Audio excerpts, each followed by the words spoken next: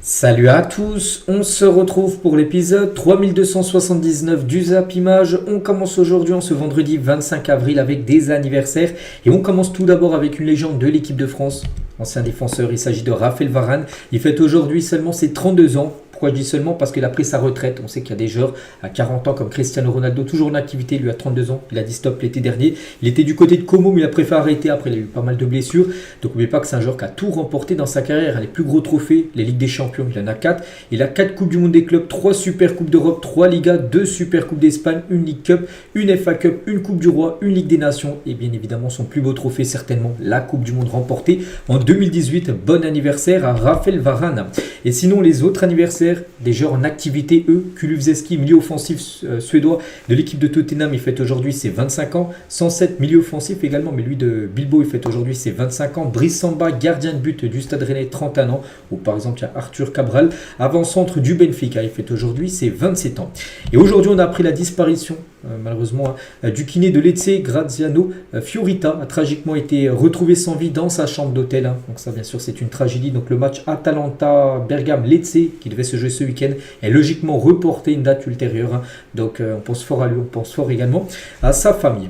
On continue, on va parler maintenant de ce qui s'est passé lors de la soirée hier soir. Et on commence tout d'abord en Espagne avec 4 rencontres de Liga. On commence tout d'abord avec l'Atlético Madrid qui joue un derby contre le Rayo Vallecano. C'est également dans la banlieue de Madrid. Et l'Atlético s'est imposé tranquillement 3-0. Un but de Sorloth Gallagher et un but de Julian Alvarez. Donc très belle victoire bien sûr pour l'Atlético. Les tirs sont 12 pour le Rayo, quand même plus tiré, les tirs cadrés pareil, 5 pour les deux équipes. Mais l'Atlético a été beaucoup plus efficace que le Rayo, qui n'a pas réussi à marquer le moindre but. Pourtant, ils ont le même nombre de tirs, même plus de tirs que l'Atlético Madrid. Et concernant Alvarez, buteur, donc il vient d'inscrire comme hier son 15e but de la saison en Liga. C'est pas mal, sans compter les buts qu'il a pu marquer aussi en Coupe du Roi, en Ligue des Champions. Donc voilà, pour une première saison dans le championnat espagnol, il fait vraiment une magnifique saison. L'ancien joueur de Manchester City. Il y avait d'autres rencontres hier du côté de la Liga. Le Betis Séville contre le Real Valladolid. Et le Betis Séville s'est imposé tranquillement 5-1 avec un but par exemple de Isco ou même de Abdé, qui est ancien joueur du FC Barcelone. Donc 16 tirs, 6 tirs cadrés, 5 buts, seulement un arrêt du gardien du Real Valladolid. Et par rapport à cette équipe du Real Valladolid avec la défaite 5-1, donc c'est officiel, il descend en Liga 2, en deuxième division. Donc 16 points en 33 matchs, ça a été une saison très très compliquée. Et une défaite 5-1 sur la pelouse du Betis hier soir, et du coup c'est relégation pour cette équipe qui descend en deuxième division. Il y avait également un Leganés contre Girona hier, score final 1 partout entre ces deux équipes. On voit que Girona a plutôt dominé, mais voilà, Leganés a pris un point. Une frappe cadrée seulement pour Leganés, ça a été but. Et sinon l'autre match c'était entre Osasuna et Séville, et c'est Osasuna qui s'est imposé 1-0 lors de cette rencontre. Du coup, tous les résultats de cette 33e journée qui avait commencé mardi avec le Barça, souvenez-vous qu'avait joué contre Mallorca, le Real a joué mercredi et l'Atlético par exemple a joué hier jeudi. Donc du coup le classement et toutes les équipes ont joué 33 matchs, il ne reste plus que 5 journées du côté du championnat espagnol. Donc même si l'Atlético a gagné, ils sont toujours très loin derrière le Real, 6 points derrière le Real Madrid, l'Atlético qui a été décroché. Donc voilà, le titre se joue entre le Barça et le Real Madrid. Comme j'ai dit, il ne reste plus que 15 points à prendre. Et le Barça 4 points d'avance sur le Real. N'oubliez pas que le 11 mai prochain, donc dimanche dans 2 semaines, il y a ce match tant attendu bien sûr entre le FC Barcelone et le Real Madrid. Bon, il y a le match demain en Coupe du Roi, mais il y aura aussi ce match en Liga qui sera très important pour savoir qui remportera le championnat. Et tiens, toujours avec la Liga, donc hier, petite erreur de ma part, j'avais dit que Pedri était nommé joueur du mois de mars. C'est pas le mois de mars les gars, c'est plutôt le mois d'avril que Pedri est élu joueur du mois. Félicitations à lui. On peut voir les joueurs, il y avait Julian Alvarez, il y avait aussi Darder par exemple, qui était aussi pressenti, enfin nominé pour pouvoir remporter ce prix. C'est bien Pedri qui a remporté ce prix. C'est le premier prix qui remporte, prix de joueur du mois du côté de la Liga. Donc Pedri a été nommé joueur du mois de la Liga pour la première fois de sa carrière pour ses performances en avril. Donc le premier d'une longue série à venir pour l'un des meilleurs milieux de terrain du monde, certainement peut-être le meilleur actuellement. Et toujours tiens du côté du FC Barcelone avec Pedri qui peut pourquoi pas prétendre au Ballon d'Or, même si on pense que si un joueur du Barça qui vient le remporter, ce serait plutôt Rafinha. Mais le Barça ne fera pas campagne pour un joueur en particulier pour le Ballon d'Or. Le club veut mettre en avant l'excellence de son collectif plutôt pour garder la bonne entente du groupe. Ils ne veulent pas vraiment mettre en avant par exemple Rafinha ou Lewandowski ou Lamine Yamal ou Pedri, voilà, parce que ça pourrait faire des jaloux tout ça. Et ils ne feront pas de campagne voilà, pour qu'un joueur, bien sûr, remporte ce ballon d'or. On continue, les gars. On va parler cette fois-ci d'une rencontre en Italie. C'était une demi-finale retour de Coupe d'Italie. Donc, entre Bologne et l'équipe de Empoli. Au match, il y a eu 3-0 pour Bologne et Empoli. Donc, au match retour, donc un partout. Et ce qui veut dire score cumulé 4-1 de Bologne, du coup, qui se qualifie pour la suite, bien sûr, de la compétition. Donc, la suite, c'est la finale. Voilà, donc la finale sera, et c'est officiel, entre Bologne et l'AC Milan, qui a battu, souvenez-vous, avant-hier, un 3-0. Donc, pareil, score cumulé, il y a eu 4-1 pour l'AC Milan contre l'Inter. Du coup, Bologne-AC Milan, rendez-vous le 14 mai prochain. Voilà pour cette finale de la Coupe d'Italie. N'oubliez pas que l'AC Milan avait gagné la Super Coupe d'Italie en janvier. Ils vont peut-être remporter un autre trophée là dans quelques jours avec cette coupe, parce que c'est quand même favori, bien sûr, face à Bologne. On continue, on prend la direction cette fois-ci des États-Unis. On va parler d'une demi-finale de la Coupe des Champions de la CONCACAF. En gros, c'est la Ligue des Champions, mais nord-américaine. Et du coup, l'Inter Miami jouait cette demi-finale contre Whitecap. Et ils ont perdu 2-0. Bon, c'est le match aller. Il reste maintenant le match retour à Miami. Mais voilà, ils ont pris une belle option à l'équipe de Vancouver Whitecap pour se qualifier pour la finale de cette Ligue des Champions nord-américaine. On peut voir les deux buteurs, et concernant White, ce joueur, donc Brian White, a marqué 7 buts lors de ses 6 derniers matchs. Bon, je pense que personne ne le connaît parce qu'il joue du côté des États-Unis, tout ça, à Vancouver. Mais voilà, ce joueur, donc 7 buts sur ses 6 derniers matchs, dont un but hier, inscrit contre l'Inter Miami. Donc le match retour sera la semaine prochaine. Il faudra faire une remontada pour l'équipe de Messi s'ils veulent aller en finale de Ligue des Champions nord-américaine. On revient nous en Europe. Le programme du jour aujourd'hui. Donc tout d'abord en Ligue 2, voici le gros programme avec des belles affiches. Par exemple, Annecy à Ajaccio, Laval contre Amiens, Guingamp contre Martigues, ou par exemple 3 contre Dunkerque, concernant le Paris FC ou même Lorient. Ils joueront bien sûr. Demain, il ne reste plus que 3 journées du côté de la Ligue 2. Donc voilà, là on rentre vraiment dans le sprint final. Il ne reste plus que 9 points à prendre pour cette fin de saison. Donc, du côté de la Bundesliga, il y a une rencontre à Stuttgart et Heidenheim ce soir. On parlera du résultat demain. Et il y a aussi ce Paris Saint-Germain-Nice ce soir au programme. Il n'y a pas de match par exemple en Première Ligue ni en Espagne. Voilà, il y a seulement des matchs en Première Division en Allemagne et en France ce soir. Et concernant ce Paris Saint-Germain-Nice, le Paris Saint-Germain là va rentrer dans 2 semaines très importantes. Donc le calendrier des 4 prochains matchs du PSG. Donc tout d'abord la réception de Nice ce soir. Et après, bien sûr, 2 déplacements compliqués. Donc tout d'abord, le plus important est bien sûr le déplacement à Londres mardi prochain en Ligue des Champions. Et après, il y aura samedi prochain un déplacement à Strasbourg en Ligue 1 pour essayer de poursuivre cette série d'invincibilité. Enfin, s'il ne perd pas ce soir, bien sûr. Donc voilà, déplacement à la Méno samedi à 17h. Puis après, la réception d'Arsenal, ça sera le mercredi 7 mai prochain. Donc là, 2 semaines très importantes, bien sûr, pour le Paris Saint-Germain. Et ça fait la une aujourd'hui du journal Équipe. Donc dernière gamme, on va dire, avant Arsenal. Donc à 4 jours du choc contre les Gunners. Donc le match a lieu mardi, donc on est vendredi. Donc là, on a un J-4. Donc Paris, toujours invaincu cette saison en Ligue 1, affronte un prétendant à l'Europe. De quoi hausser le niveau de la dernière répétition. Ce sera le dernier match, bien sûr, du PSG avant d'affronter, bien sûr, Arsenal. Donc ce sera un match test un peu, même si, bon, Nice n'est pas Arsenal. Ça sera, bien sûr, un test pour essayer de mettre les choses en place, ce que veut mettre Luis Enrique à Londres mardi prochain. Donc on verra ce que ça va donner. Et c'est que le PSG, pour cette fin de saison de Ligue 1, même si le titre est déjà acquis, il y a des records pour rendre la saison du PSG encore plus historique. Record d'invincibilité. Pour l'instant, il n'y a toujours pas de défaite. Il ne reste plus que 4 ou 5 matchs à jouer. Record de points aussi. Ça peut être un record à aller chercher pour Paris. Record de moyenne de points. Record de victoires. Donc voilà, il y a pas mal de choses à aller chercher. Et aussi ce record qui peut être battu, les gars. Donc Serge le disait, 32 journées sans défaite avec le FC Nantes, champion de France en 95. Après, c'est presque que ce record soit battu par le PSG, le plus collectif de l'RQSI, ainsi qu'il affirme dans le Big 5. Donc quitte à ce que ce record soit battu, autant que ce soit par le PSG, parce que Nantes, les gars, en 95, ils ont gagné le championnat, ok. Mais les 32 premiers matchs de la saison, ils n'avaient pas perdu le moindre match, ils avaient perdu au bout de la 33e journée. Et on sait que ce record peut être battu. Le PSG est à 30 matchs actuellement, oui. Donc il ne reste plus que 4 matchs à jouer. Donc voilà, en gros, ils peuvent battre ce record en gros, du FC Nantes. Vous n'avez pas fait une saison non plus invaincue, Nantes. Ils avaient perdu au bout de la 33e journée sur 38. Donc Paris est à 30 journées. Donc il dit, s'il y a bien une équipe qui peut battre et qu'il aimerait qu'il batte ce record, il dit autant que ça soit ce Paris Saint-Germain là. Et Luis Enrique signe pour échanger l'invincibilité en Ligue 1 du PSG avec une finale de Ligue des Champions. Il a dit en conférence de presse hier, si quelqu'un me garantissait une finale de Ligue des Champions, donc du coup d'éliminer Arsenal, à condition de perdre un match de Ligue 1 avant la fin de saison, je signerai direct. L'objectif est de remporter des trophées, pas les records, même si les records c'est beau. L'objectif c'est de remporter des trophées, donc voilà, s'il peut éviter passer l'ennemi et aller directement en finale et perdre un match de Ligue 1, il signerait direct bien sûr, Luis Enrique. Toujours avec lui, il considère Vitinha comme l'un des meilleurs milieux de terrain au monde. Il a dit, je ne vois pas deux milieux comme lui à son poste. C'est l'un des meilleurs joueurs du monde à son poste. Je peux me tromper, mais je me trompe rarement. Bon, il y a peut-être Pedri, bien sûr, qui est exceptionnel. Après, est-ce qu'ils ont le même rôle? Oui, je pense. Le milieu de terrain, je pense qu'ils ont à peu près la même façon de jouer. Donc oui, je pense que Vitinha est au même niveau que Pedri. Actuellement, c'est deux très grands milieux de terrain. Et Nuno Mendes, tiens aussi, il était sur Rotten sans flamme hier. Ils voient un PSG plus collectif et plus fort cette saison que la saison dernière. Il a dit, je pense que cette année, on est beaucoup plus fort que l'année dernière, même s'il y avait Mbappé. C'était la première année du coach. Cette année, on a fait les bons choix. Le président, le coach et le directeur sportif, ils ont fait un bon recrutement avec des joueurs comme Pacho, avec des joueurs comme Neves, bien sûr, qui sont arrivés l'été dernier. On a des joueurs qui font tout pour l'équipe, qui aident en défense, qui attaquent bien. On joue en équipe, c'est comme ça qu'on va arriver loin. On est sur le bon chemin pour arriver à réaliser de grandes choses. C'est notre objectif. En recrutement aussi, Kvaratskhelia, bien sûr, en janvier dernier.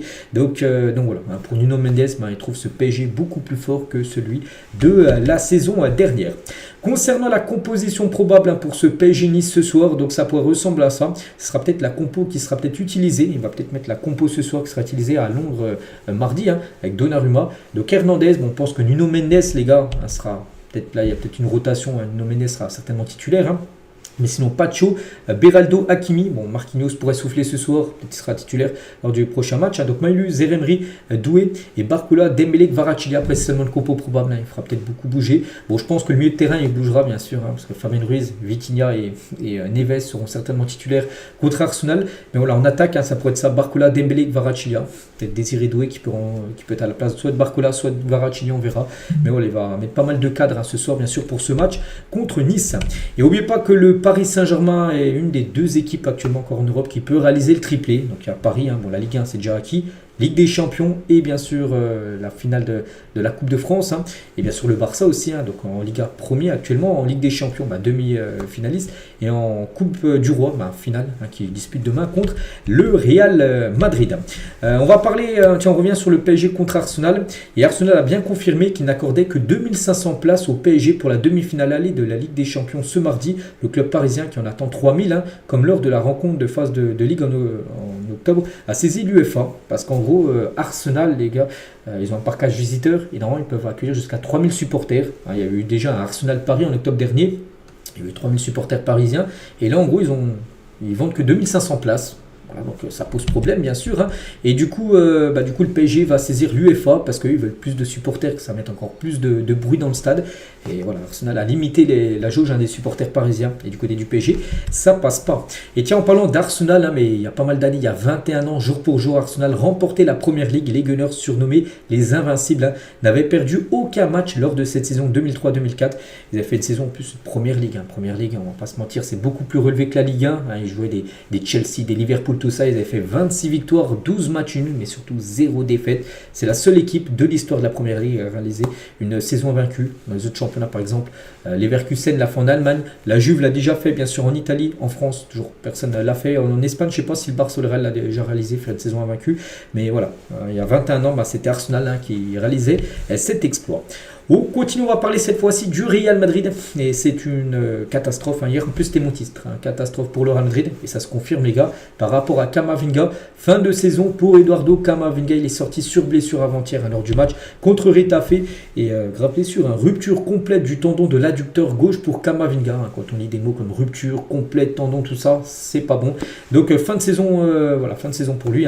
Donc pas non plus de Coupe du Monde des clubs, il va pas jouer ni le match demain, ni tous les matchs de Liga, ni la Coupe du Monde des clubs qui est quand même dans un mois et demi, il ne sera pas disponible. Il est forfait pour les 3 prochains mois, donc il va revenir normalement début de saison prochaine, si tout se passe bien pour Camavinga. Donc déjà on lui souhaite bien sûr un très bon rétablissement. Il sera forfait également pour les matchs de l'équipe de France en Ligue des Nations, en Final Four en juin prochain. Donc c'est un très gros coup dur pour le Real, pour le joueur, pour l'équipe de France, pour tout le monde.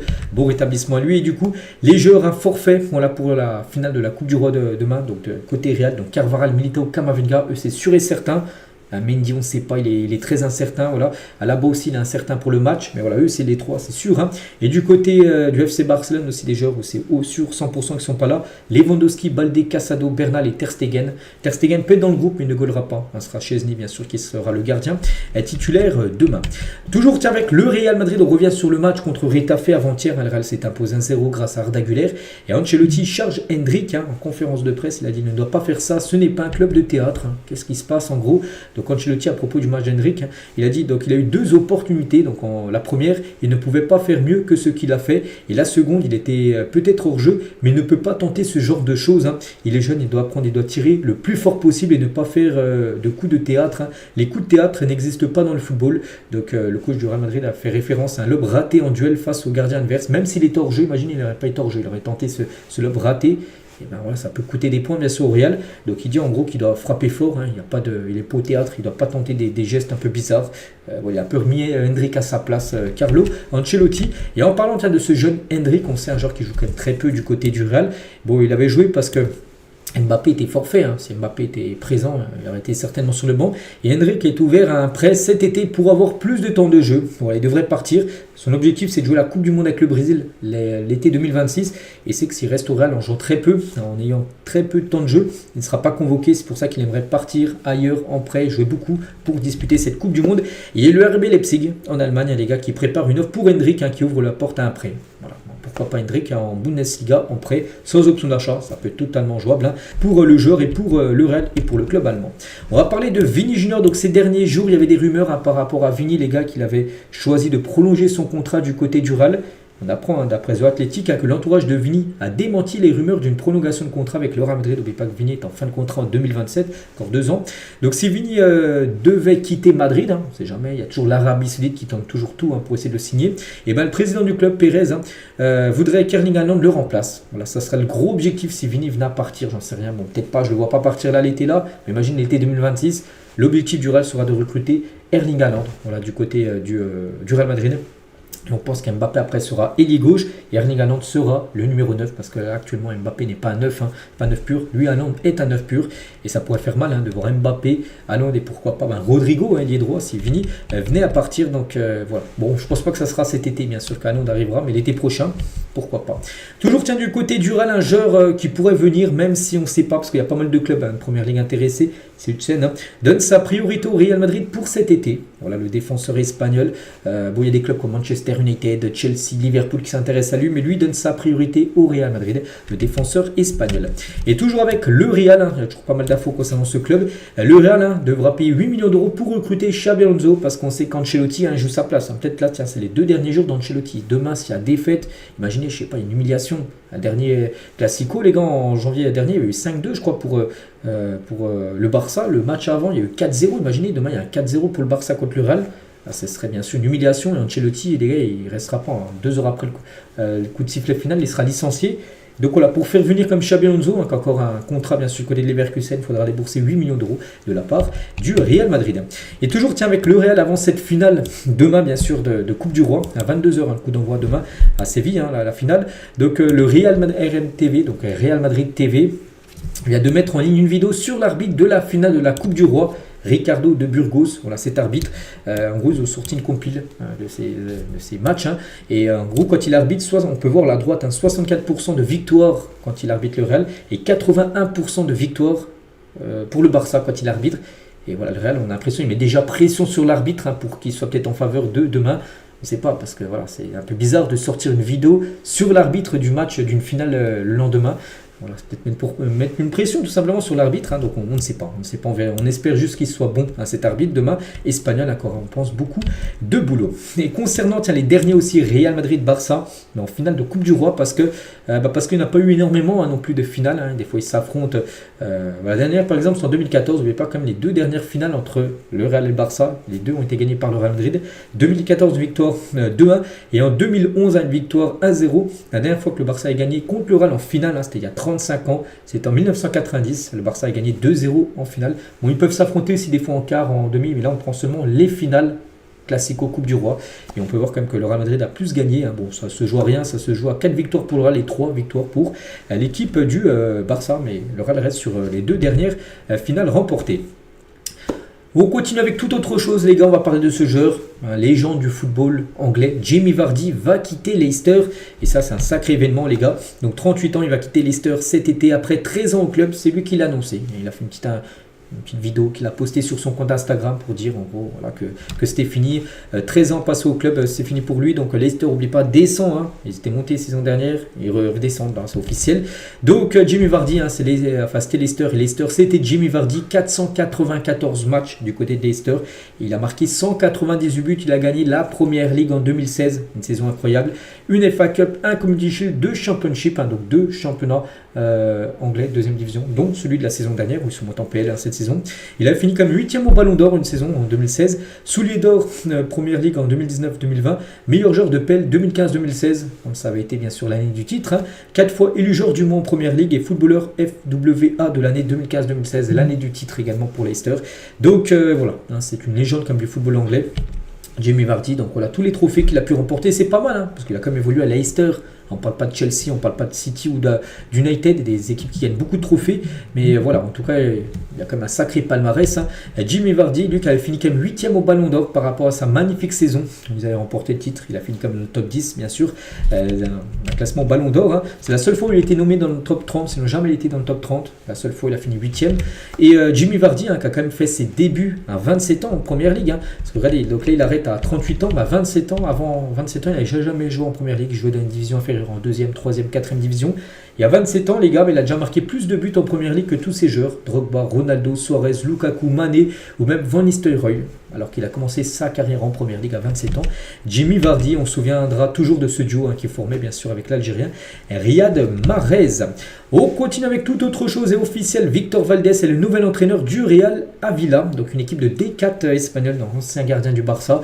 Donc l'ancien gardien du FC Barcelone n'avait pour le moment entraîné que des équipes de jeunes au Barça.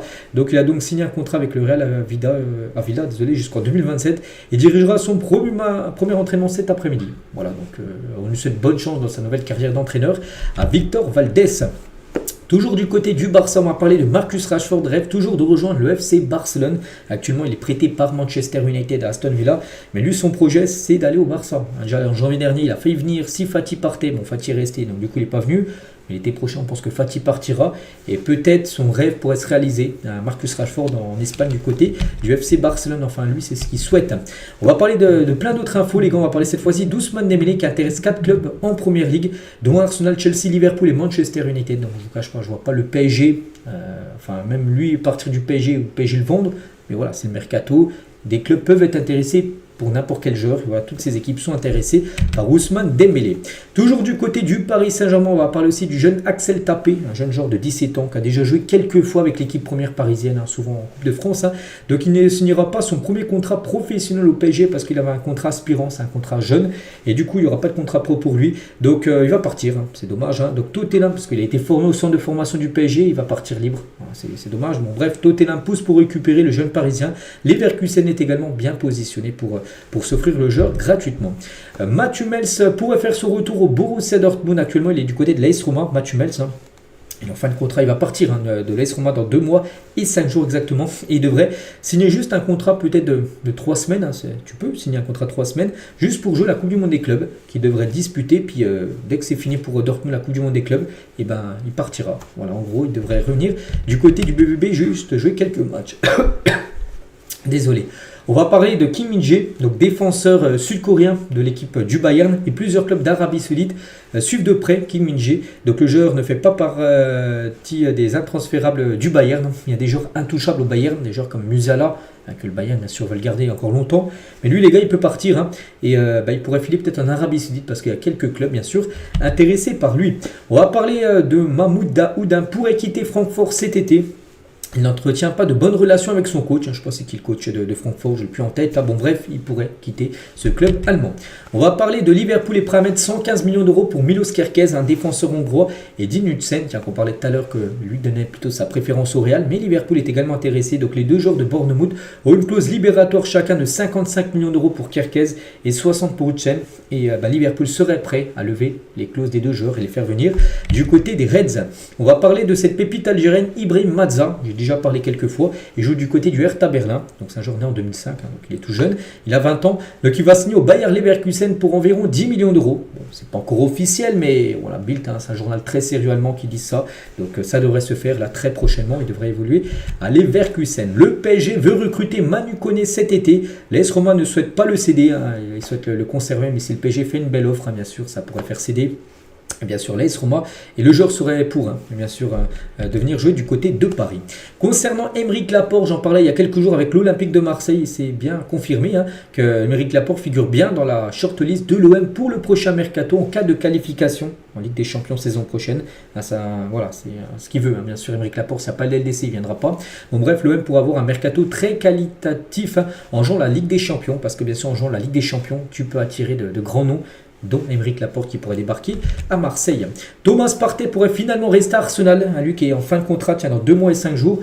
De base, hein, Arsenal n'avait pas prévu de le prolonger, mais du coup, avec ses dernières belles performances, il souhaiterait le prolonger d'une saison supplémentaire, le Ghanéen du côté des Gunners. Matheus Cunha, donc lui aussi, on en parle beaucoup ces derniers temps, devrait bien rejoindre Manchester United. Donc un accord a été trouvé entre Manchester et Matheus Cunha. Donc actuellement, il y a une clause libératoire fixée à 73 millions d'euros du côté de Wolverhampton que Manchester devrait certainement lever. Toujours avec Manchester United, bon pas sur ce mercato, parce qu'Hazard a pris sa retraite, mais il y a quelques années, Manchester United a raté l'opportunité quand même de signer Eden Hazard en 2012. Hein. Les dirigeants avaient refusé de payer secrètement plusieurs millions à son agent. Et du coup, vu qu'ils ont refusé de payer, du coup, Chelsea eux ont payé. Et du coup, il est parti à Chelsea. C'est avant que les Thalys, avant bien sûr, qui rejoignent l'équipe des Blues. Tiens, en parlant de Chelsea, on sait que c'est une équipe où le mercato sera très mouvementé comme souvent. Chelsea va s'activer cet été avec une shortlist de cibles conséquentes. Je ne sais pas il y a combien de joueurs, ça va peut-être une dizaine. Mais regardez quand même les pistes, les joueurs que veut recruter Chelsea.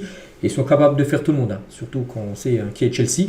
Hugo Ekitike, ils le veulent. Nico Williams, Hudson, Jonathan David, Osimhen, Sesko, Garnacho, Braithwaite, Margui, Gittens et Liam Delap, un joueur de Ipswich, hein, mais qui devrait quitter le club. Donc, ils ne vont pas tous venir parce que là, je peux voir, il y a quand même pas mal de numéro 9. Hugo Ekitike, Osimhen, Jonathan David.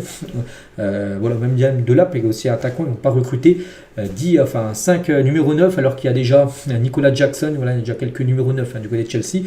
Mais voilà, 1, 2, 3 pourraient débarquer, tellement qu'il y a de concurrence. Donc ils seront encore très actifs, on pense. L'équipe de Chelsea est mise aussi sur Kevin De Bruyne qui va quitter, on sait, l'équipe de City. Et Chelsea est intéressé par un retour de Kevin De Bruyne cet été. Le joueur pourrait signer libre, mais aussi Aston Villa qui est intéressé par le Belge. Concernant João Félix, c'est un joueur de Chelsea, est prêté à l'AC Milan, mais va revenir à Chelsea, il ne sera pas conservé, parce que Chelsea ont tellement de joueurs qu'il a plus sa place. Félix, et Wolverhampton s'intéresse à Félix pour le mercato estival. Voilà, un prêt, un transfert sec, on verra. Et concernant Félix, notez qu'il a un petit frère Félix, donc lui il s'appelle João Félix, mais son petit frère Hugo Félix, un joueur né en 2004, et le frère de João Félix, Hugo Félix, a fait sa première apparition avec l'équipe principale du Benfica. C'était lors de la victoire avant-hier, demi-finale de Coupe du Portugal, ils ont gagné 4-0, 9-0 score cumulé, ils joueront contre le Sporting. Et son petit frère pour la première fois a joué, une première fois avec le Sporting, avec le Benfica, désolé. Donc voilà, Hugo Félix, à nous retenir. On continue, on va parler cette fois-ci des entraîneurs, ça bouge également pas mal. Tout d'abord Thierry Henry, donc le RB Leipzig fonce sur Thierry Henry pour cet hiver. Une rencontre est prévue prochainement entre les deux parties, entre Henry et Leipzig pour remplacer le coach actuel. Donc le profil correspond bien à la vision du club, faisant confiance aux jeunes talents et pratiquant un football offensif attractif. Peut-être Henry, pour l'instant tout ce qu'il a pu faire Henry, à part peut-être l'équipe de France Espoir où il avait ramené la médaille d'argent lors des derniers JO, mais sinon ses aventures ont été compliquées pour Henry à Monaco, tout ça. Mais bon, on peut voir qu'il pourrait peut-être filer du côté de Leipzig, on verra. Concernant Maurizio Pochettino, pourrait faire son retour sur le banc de Tottenham. Il est le favori pour remplacer Ange Postecoglou qui devrait quitter le club. Ange Postecoglou, même s'il y a l'Europa League remportée, il partira. Et Pochettino pourrait faire son grand retour sur le banc des Spurs. Des nouvelles aussi, il y a de José Mourinho. Le Portugal pense à José Mourinho en vue de la Coupe du Monde 2026, donc l'année prochaine. Il retrouverait un certain Cristiano Ronaldo qu'il avait coaché entre 2010 et 2013, bien sûr, au Real Madrid. Toujours avec les coachs, parce qu'il y a quelques infos concernant les entraîneurs. Christophe Galtier, ancien entraîneur du PSG, est en négociation avancée pour devenir sélectionneur du Qatar. Voilà, de la sélection du Qatar. Voilà. Ça peut se faire tout simplement pour Christophe Galtier. Et toujours avec les coachs, et cette fois-ci en Serie A, et c'est fou cette stat, donc 18 des 20 entraîneurs de Serie A actuellement sont en poste depuis moins d'un an, c'est-à-dire que les entraîneurs en Serie A, les gars, si c'était pas bon, Voilà, t'es viré, par exemple, le dernier, on se souvient, Thiago Motta a été remplacé par Igor Tudor. Donc les deux entraîneurs qui sont en place depuis plus d'un an, je les ai en tête, Inzaghi du côté de l'Inter et Gasperini du côté de l'Atalanta. Sinon, tous les autres entraîneurs, ils sont en place depuis moins d'un an. Pas parce qu'en gros, on change directement les entraîneurs quand ça va pas. De la fierté à la honte, 4 matchs pour le podium. Donc la banderole affichée par les supporters de Lyon au centre d'entraînement. Voilà, c'est ce message, parce que vous savez que Lyon, les gars, ça a été un peu compliqué la dernière semaine, l'élimination en Europa League, la défaite également contre l'AS Saint-Etienne, alors qu'avant ça se passait plutôt bien. Et Moussa Niakhaté, donc ils ont tout dit à réagir, la banderole des Bad Guns, affichant devant le centre d'entraînement. Donc cette banderole-là, les gars, elle est devant le centre d'entraînement de Lyon. Il a dit: je suis d'accord avec les supporters, la fierté, c'est ce qu'on a construit cette saison. Surtout quand on voit d'où on revient. Il y a aussi de la honte à cause des deux scénarios qu'on a vécu. Le match bien sûr contre Manchester et le match contre Saint-Etienne. Je suis content de cette banderole. Voilà ce qu'il a pu dire tout simplement Moussa Niakhaté par rapport à ça. On va parler d'un hommage des South Winners. Donc les South Winners, c'est un groupe de supporters de l'Olympique de Marseille, sera rendu ce dimanche au Pape François. Donc ce dernier s'était rendu à Marseille il y a 2 ans, en 2023, pour la visite papale, avec la grande messe au Vélodrome qui a réuni plus de 60 000 fidèles. Souvenez-vous, il y a eu ce tifo du côté de Marseille. Donc le Pape François qui est décédé malheureusement lundi dernier. Donc il y aura un hommage qui sera fait pour le match Marseille-Brest dimanche. Bien sûr pour le Pape François.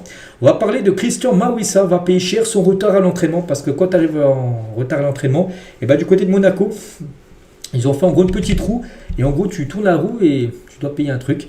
Et en gros le Monégasque a tourné la roue de la sanction, il est tombé sur un iPhone 16 Pro Max pour chaque joueur de l'effectif. Donc à Monaco il y a quand même pas mal de joueurs, il y a 22-23 joueurs. Donc voilà, regardez, on peut voir la banderole, il y a la roue. Donc il y a des PS5, c'est quand même moins cher une PS5 bien sûr qu'un iPhone Pro Max.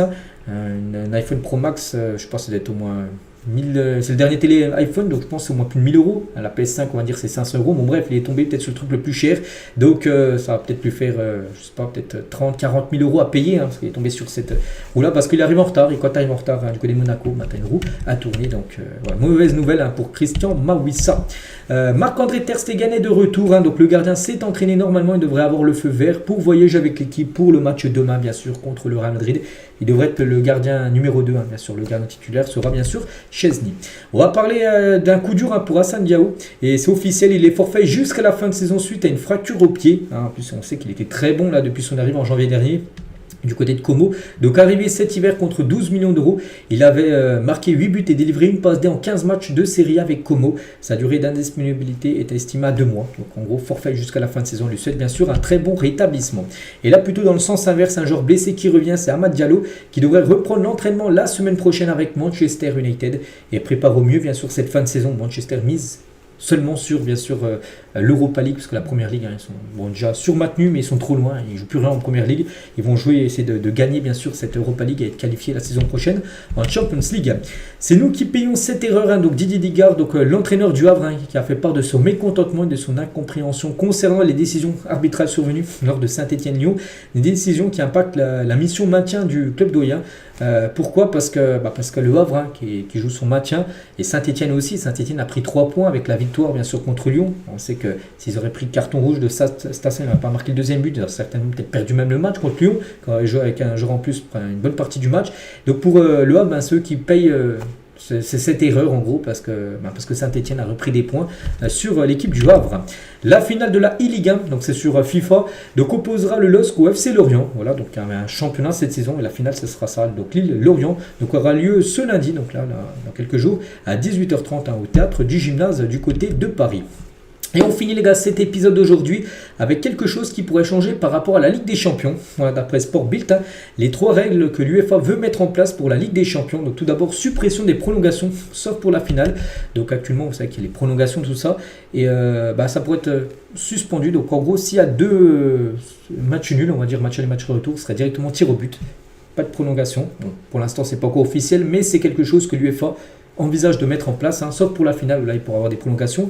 L'avantage aussi au match retour, donc les 8 premiers du championnat régulier, vous savez le top 8, joueraient les quarts et demi-finales retour à domicile, retour à domicile ou au fort retour. Donc, vous avez compris en gros, C'est-à-dire que les quarts et les demi se jouera à domicile lors du match retour. Voilà, donc c'est un avantage. Hein. Et aussi la protection des pays. Aucun club d'un même pays ne pourra s'affronter avant les quarts, barrage compris. Hein, par exemple, on se souvient, il y a eu un Paris-Brest en barrage, en 16e de finale. Donc ça sera plus possible que deux pays s'affrontent, enfin deux clubs du même pays s'affrontent à partir des soit des 16e ou soit des 8e. Ça serait seulement comme avant, à partir des quarts de finale.